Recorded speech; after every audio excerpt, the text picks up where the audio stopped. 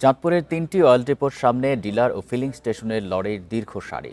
চাহিদা মতো তেল না পাওয়ার অভিযোগ ৫ জেলার কয়েকশো পেট্রোল পাম্প ও এজেন্টের। তেল ফুরিয়ে যাওয়ায় চাঁদপুরের অনেক ফিলিং স্টেশন বন্ধ থাকছে ঘন্টার পর ঘন্টা। এদিকে ডিপো সংশ্লিষ্টরা বলছেন, সরকারি নির্দেশনা অনুযায়ী রেশনিং করে তেল দেওয়া হচ্ছে। এ নিয়ে জানাতে খুলনা থেকে যুক্ত হচ্ছেন সহকর্মী শামীমুজ্জামান। শামীমুজ্জামান, দেশের বেশিরভাগ ফিলিং স্টেশনেই তেলের সংকট রয়েছে। খুলনার পেট্রোল পাম্পগুলোর কি পরিস্থিতি জানাবেন?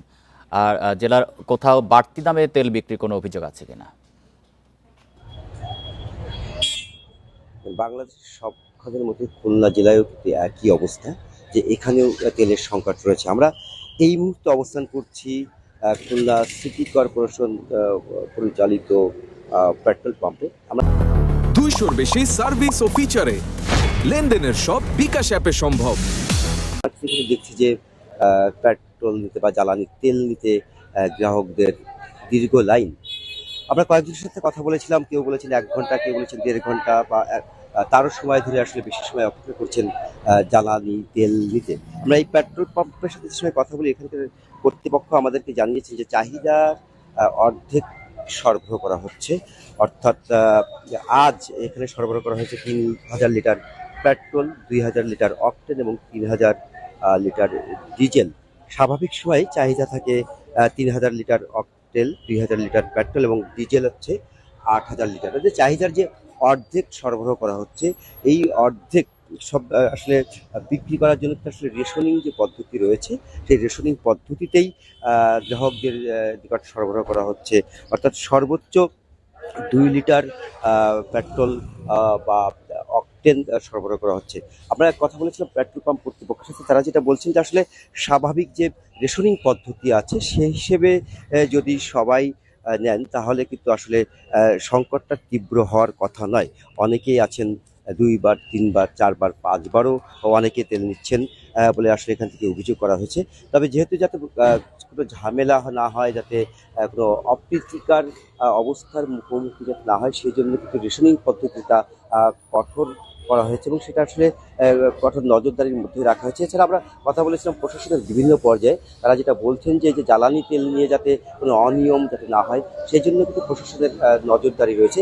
এখনো পর্যন্ত কিন্তু খুলনাতে কোথাও অনিয়মের সংবাদ আমরা পাইনি। অর্থাৎ আমরা বলতে পারি যে সংকট যেমন রয়েছে, তবে সংকট সমাধানের জন্য বা সবাই যাতে সুষ্ঠুভাবে যাতে তেল জ্বালানি তেল পায়।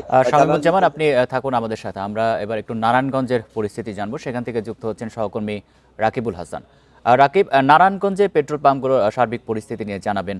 আর যারা তেল পাচ্ছেন না, চালকেরা মোটরসাইকেল এবং বড় যানবাহনগুলোতে, তাদের ভোগান্তির চিত্রটা একটু জানাবেন।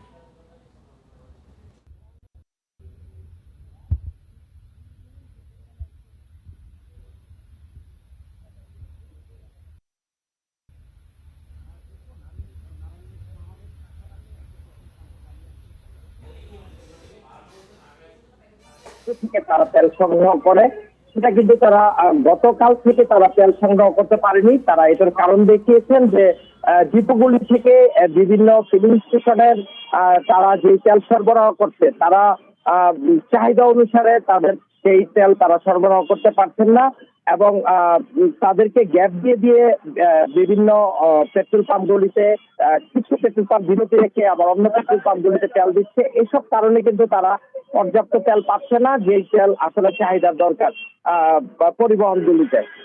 আমি এই এখানকার যে চালক আছে বিভিন্ন পরিবহনের, তারা খুব প্রকাশ করেছেন। তারা আসলে এই তাদের গণপরিবহন সহ ব্যক্তিগত যে যানবাহন আছে, তারা কিন্তু বিড়ম্বনায় পড়ছেন এসব পেট্রোল পাম্পগুলিতে এসে তারা তেল না পেয়ে। তারা সরকারের কাছে দাবি জানিয়েছেন যেন দ্রুত সময়ের মধ্যে এই সমস্যাগুলি, তেল অপ্রাপ্তির এই সমস্যাটা তারা সুনজর দিয়ে এটা সমাধান করে, যেন সর্বসেক্টরের অর্থনৈতিক অবস্থা সচল থাকে এবং মানুষের দুর্ভোগ কমে। আপনাকে জানিয়ে রাখতে চাই যে নারায়ণগঞ্জের 4টি ডিপো থেকে, অর্থাৎ পদ্মা, মেঘনা এবং যমুনায় 4টি ডিপো থেকে কিন্তু ঢাকা বিভাগের 17টি জেলা সহ ময়মনসিংহ জেলায় এই ডিপো থেকেই তেল সরবরাহ হয়ে থাকে। এখান থেকে প্রায় প্রতিদিন 1000 ট্যাঙ্ক লরি তেল সারা দেশে এই সরবরাহ করে থাকে এবং সেই ক্ষেত্রে কিন্তু তারা এখন 6 থেকে 700 ট্যাঙ্ক তারা ট্যাঙ্ক লরি তেল তারা সরবরাহ করছেন। অর্থাৎ 20-25% তেল কিন্তু ডিপো থেকেই তেল তারা কম সরবরাহ করছেন। আর এর কারণ হিসাবে ডিপোর মালিকরা যে বিষয়টি রাকিব, আপনি এই সংবাদ